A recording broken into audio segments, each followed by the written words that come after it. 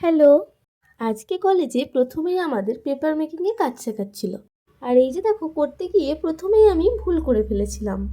সবার প্রথমে একটু ভুলই হচ্ছিল। খাতার পাতা বা নিউজ পেপার যেগুলো আমরা ব্যবহার করার পর ফেলে দিই, সেগুলোকে নিয়ে ছিঁড়ে একটা কোনো চৌবাচ্চার মতন জায়গায় ভিজিয়ে রাখা হয়। কিছু কেমিক্যাল ইউজ করা হয় যাতে কোনো স্কিনের ড্যামেজ হবে না, এরকম টাইপের। আর তারপর দেখো, লেখাগুলো ভ্যানিশ হয়ে যায়।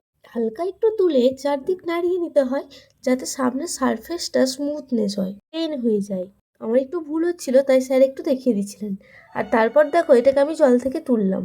আর এটা পুরো জলটা যখন বেরিয়ে গেল, আস্তে আস্তে এই উপরের এটাকে তুলে দিতে হবে। দেখো, আমি তুলে দেবো, এর উপরের এটা তুলে দেবো। এমনভাবে তুলতে হবে যাতে কাগজে হাত না লেগে যায়, তাহলে সেখানটা ড্যামেজ হয়ে যাবে। এই যে আমি এটাকে রেখে দেবো। এরপর এই যে পাশের যেটা রয়েছে সেটাকে ব্যবহার করবো। এটাকে একটু জলটা ঝরতে দেওয়া হবে। তারপর আমি এই পাশেরটাকে ব্যবহার করব। আমি খুব তাড়াহুড়ো করছিলাম, আর স্যার বলছিলেন তুমি তো এক্সাম দিচ্ছিল না, যে তুমি এত তাড়াহুড়ো করছো, এত তাড়াহুড়ো কিসের। আর এটাকে প্রথমে এর ওপরে পাততে হয়। আর আমি দেখো, এটাকে এখানে রাখবো বলে নিয়ে চলে এসেছিলাম। তারপর একটু কাপড়টা পাতার ওপর এর ওপরে আস্তে আস্তে এটাকে চাপিয়ে দেওয়ার পর জলটাকে বের করে দিতে হয়। আর এখানে চাপ দিলেই দেখো জলটা বেরিয়ে যাচ্ছে। আর এটা জলটা বের করার পর আমরা আস্তে আস্তে সব পেপারগুলোকে এইভাবে তুলে নেব।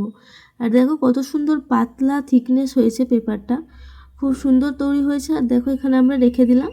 আর এগুলোকে আমরা সব নিয়ে গিয়ে এখন রোদে দেব। এ দেখো কত পেপার বানিয়েছি, আর আমরা এগুলোকে এখন রোদে দিচ্ছি।